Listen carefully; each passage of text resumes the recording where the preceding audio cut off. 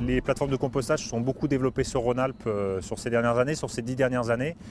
Et il n'y avait pas forcément d'identité sur le métier de composteur. Il commençait à se faire un peu tout et n'importe quoi. Des plateformes s'appelaient plateformes de compostage sans faire vraiment du compost. Et l'intérêt de l'association, c'est que ça a permis de définir un cadre minimum, de définir des façons de travailler communes pour qu'on puisse avoir une vraie identité sur ce que c'est que faire du compost et permettre aussi de pouvoir communiquer auprès des collectivités sur ce que c'est réellement qu'une plateforme de compostage et éviter qu'on appelle, je dirais, tout ou n'importe quoi compost. Et aujourd'hui, c'est un axe fort pour nous quand on rencontre des collectivités, des décideurs, c'est de leur dire voilà, dans vos cahiers des charges, prenez ce socle minimum d'indiquer qu'il faut que les plateformes que vous retenez appartiennent à l'association. Ça vous permettra d'avoir une garantie sur un savoir-faire et sur une certaine façon de composter. C'est effectivement de réfléchir et d'appliquer l'assurance qualité, c'est-à-dire la traçabilité du produit tel que le définit le référentiel, ce qui nous permet en fait aussi de faire la preuve que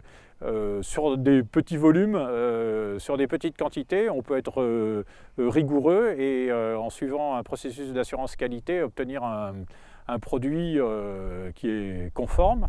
Le respect d'un compost à un cahier des charges spécifique tel que celui qui est proposé par la charte compost peut être un élément effectivement discriminant, un élément de discrimination positive si je puis dire, puisque le cahier des charges qui est élaboré nous permettra derrière d'avoir des certitudes en termes d'avoir des garanties en termes de qualité de produit et de composition.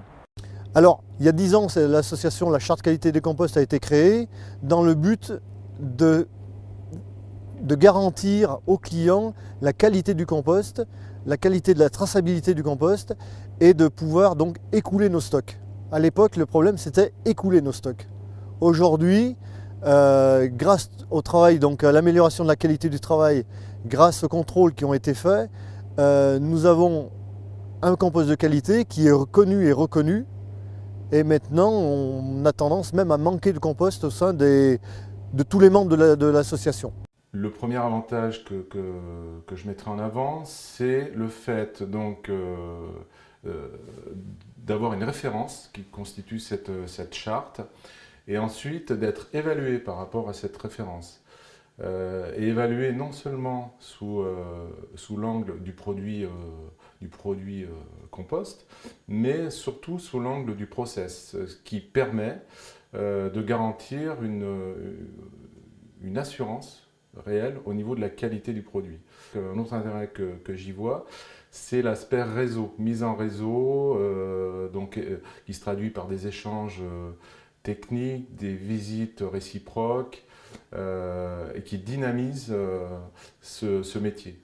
Moi, en tant que technicien, je dirais que le premier intérêt pour moi directement, c'est le réseau. Ça permet d'avoir des contacts dans de multiples plateformes qui gèrent à la fois du déchet vert ou autre, mais des contacts de techniciens afin d'avoir des conseils sur le process, lorsqu'il y a différents problèmes liés à la gestion des eaux par exemple, ou à la gestion de certains lots. D'autre part, l'appartenance à l'association, ça permet d'abord de connaître les problématiques d'autres composteurs, puisqu'il y a beaucoup d'échanges. On a également des formations, ce qui est très important au niveau technique. Et puis, ça permet également éventuellement de créer des bourses d'échange quand une plateforme est en manque de compost et qu'une autre est en excédent de compost. Donc il y a à la fois l'appui en leur proposant un certain nombre d'outils et puis au-delà des audits et du travail sur le terrain, on leur propose aussi des journées techniques et des formations, comme par exemple tout ce qui concerne les analyses, l'échantillonnage, donc pour les aider en fait à mettre en place des procédures qualité. Alors, l'ARAC diffuse des formations techniques sur les analyses de produits, les analyses de sol également, la valorisation de ces composts par rapport au type de sol de votre région. Donc, il y a quand même une formation technique d'assez bon niveau qui fait des gens qui font du compost pas seulement des fournisseurs d'un produit, mais également des préconisateurs. Alors il y a plusieurs choses qui lui sont mises à disposition. Il y a d'abord un logo qui atteste qu'il est conforme pour une année à partir de telle date. Ensuite, il y a un certain nombre d'outils de communication qui leur sont proposés. Donc il y a des affiches personnalisées, c'est-à-dire qu'on a un cadre commun et chaque exploitant peut adapter en fait à son propre site en présentant son process, en mettant son logo pour pouvoir donc expliquer en fait son mode de fabrication. Et puis on a aussi des fiches spécifiques par type d'utilisation qu'il peut distribuer à ses clients. Donc par exemple une fiche pour les particuliers, une fiche pour l'agriculture, une fiche pour les espaces verts qu'il peut donc distribuer à ses utilisateurs.